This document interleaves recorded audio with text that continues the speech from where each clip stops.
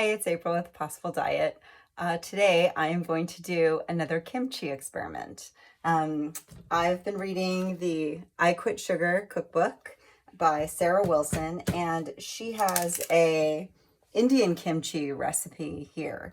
And I really want to try it because one of the things I've been doing lately is buying radishes and carrots and making pesto out of the leaves.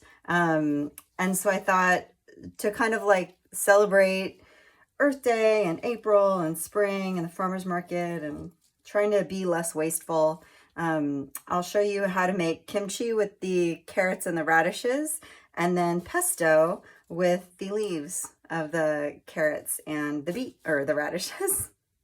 And so we'll use every part of the vegetable and it'll be fun.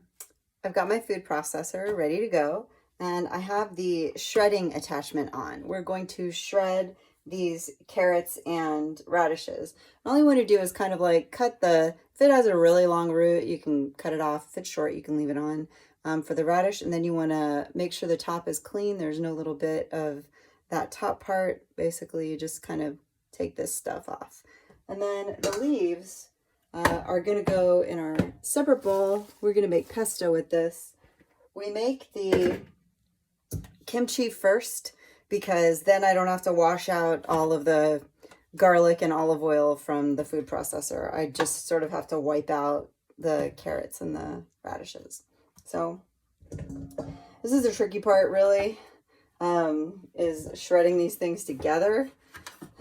It can kind of be hard to get them all in, but just try to stack them as best you can, and then use your feeder sleeve, this little dealio, to put it in. This always scares me a little bit whenever I do this. Wow, that's fast. Don't worry about these, they'll get shredded eventually. If you're really concerned, you can just get a little bit of that off. You put them back in the bowl and then pack them in there when you're doing another round. I like mixing them together because then I don't have to worry that one spot of the kimchi is going to have like too much carrot or too much radish. So that's why I'm packing them in. It also makes it easier when you're shredding.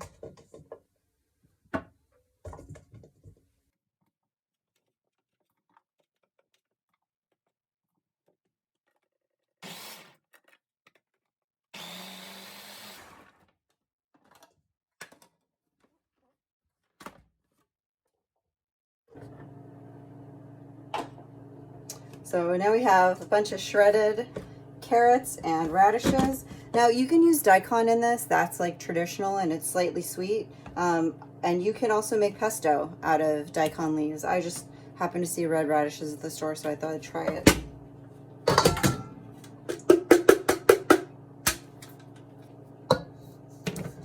So to this, you're gonna add a couple of serrano chilies, about a thumb's worth of grated ginger, a thumb's worth of grated turmeric, both fresh, all fresh really.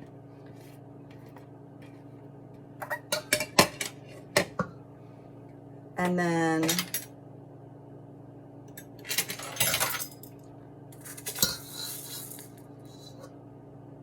two teaspoons of fenugreek. This might be exactly 2 teaspoons. Just about. And then 2 teaspoons of mustard seed. When you smell curry, it's typically fenugreek that you smell. So that's what's kind of nice about this. And then I'm gonna add an additional teaspoon of gochuchang.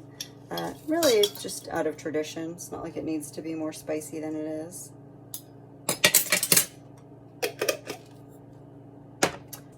And then I like Rogan Josh and Ras el Hanout, which are 2 spices that I get from Savory Spice Shop. Just kind of wanted to see what this would taste like. So I'm adding a half a teaspoon to get kind of like those Indian curry flavors with this particular kimchi. So I'm just using a half a teaspoon of the Ras el Hanout, and then 1/4 teaspoon of the Rogan Josh. Mostly because the Rogan Josh is like super heavy on nutmeg, and I'm not a super fan of nutmeg. I put too much nutmeg in muffins once, and ever since then I'm like, can't stand the taste of it. It was because I was broke and I had to eat all the muffins. So after I was done with them, I was not a fan of nutmeg. 2 tablespoons of either pink Himalayan salt, or this is Hawaiian red salt. You want it rocky. You don't want to use table salt because you don't want the salt to dissolve too fast into the liquid. You want it to take a week to kind of dissolve. So give this all a stir. Make sure it's evenly blended. And then this is going to sit for about 20 minutes until it releases its juices, gets a little watery, and then we're going to pack it into a jar, just like regular kimchi. Ooh, doesn't it look pretty? And we're going to make our pesto in the meantime. Okay, I'm going to let that sit, and I'll be back with the pesto. And we're ready to make our pesto. I like to just kind of double check the leaves. Radish leaves are they're not generally pretty. You know, they're not going to look like beautiful organic kale.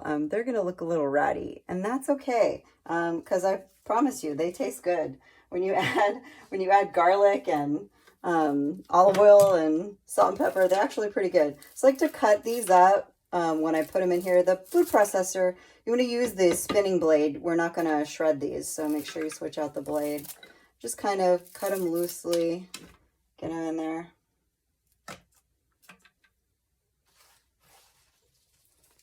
And I don't measure these, I just sort of eyeball it. It's, you know, the tops from one bunch of radishes, the tops from one bunch of carrots.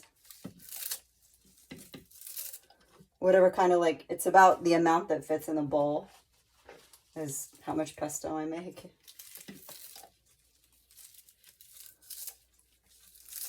And it's usually like a small, like a mason jar's worth when it's done.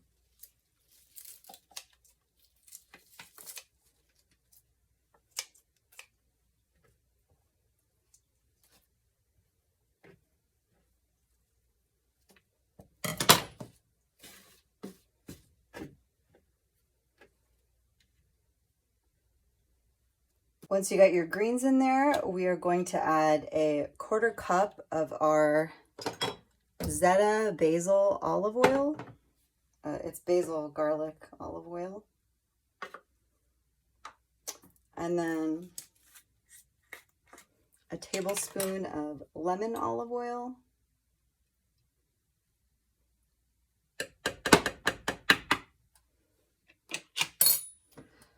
A 1/4 cup of garlic confit.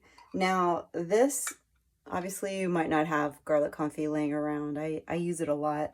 You can add 2 tablespoons of chopped garlic instead if you want. But basically what this is it's just a bunch of garlic cloves cooked over slow heat in, you know, probably about, I don't know, like an hour and a half over low heat, until they turn brown, and then I puree it so it makes this like goopy paste.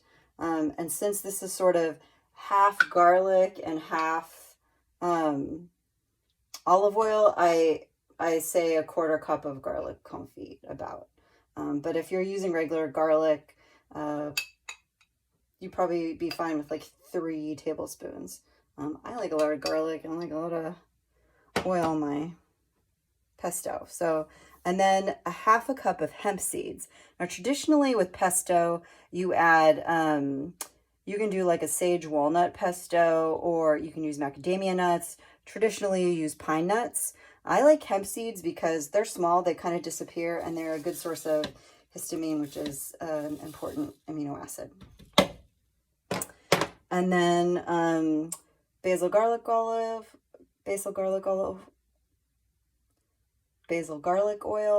garlic confit, hemp seeds, lemon olive oil, oh, a tablespoon of rice vinegar. This gives it just a little bit of a tang. I like it because it's also slightly sweet. And then generally you do salt and pepper to taste. I start with like half a teaspoon of each, and then I taste the pesto. See if it needs more.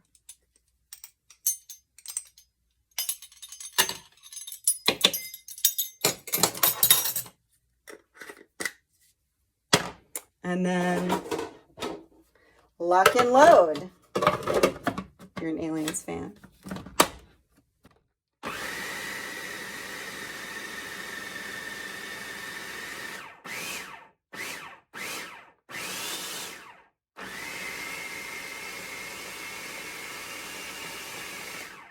You might have to stop and scrape down the sides, which is what I'm doing right now.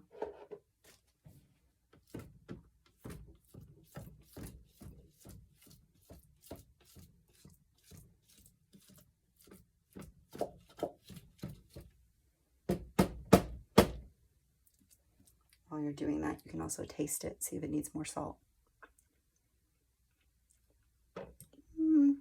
Skosh more salt.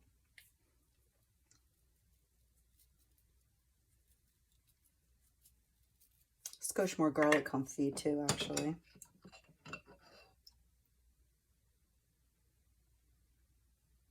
I'm not sure you can ever have too much garlic in pesto. There's probably some version that has too much. But the thing I like about this is you just kind of make it to however you like it. You find that the greens are not all that different. Like basil adds a really strong flavor, but these are just as good.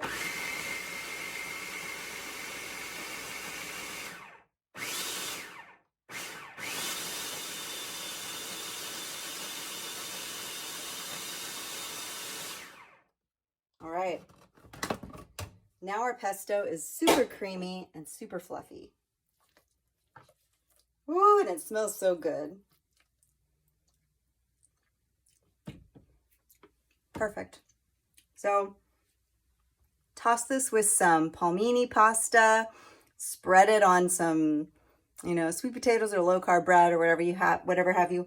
Mix it into Japanese sweet potatoes that have been roasted. Really good stuff.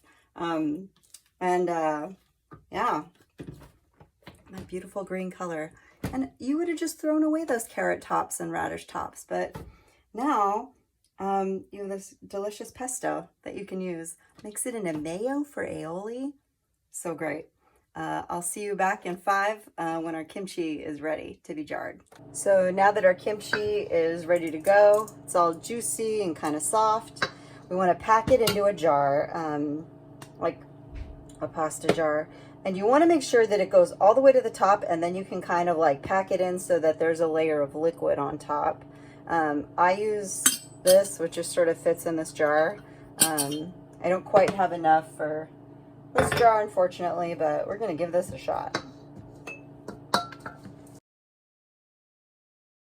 This isn't quite as juicy as the other kimchis that I've made.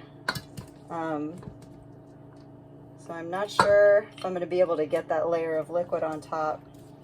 But I'm following Sarah's recipe, so I hope she's right.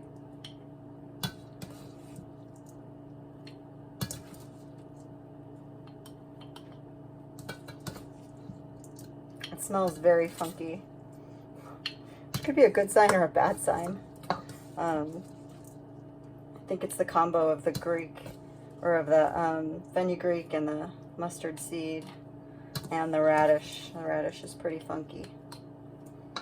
So if you're watching this video, it means it was a success.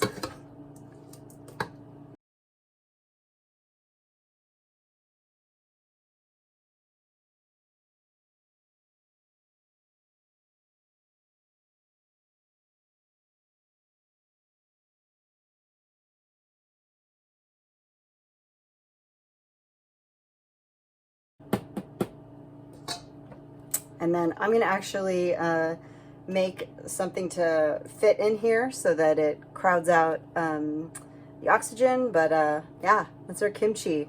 Leave it at room temperature 2 to 7 days, up to 2 weeks if you want. See how it goes. And then store it in the fridge, maybe indefinitely. Enjoy.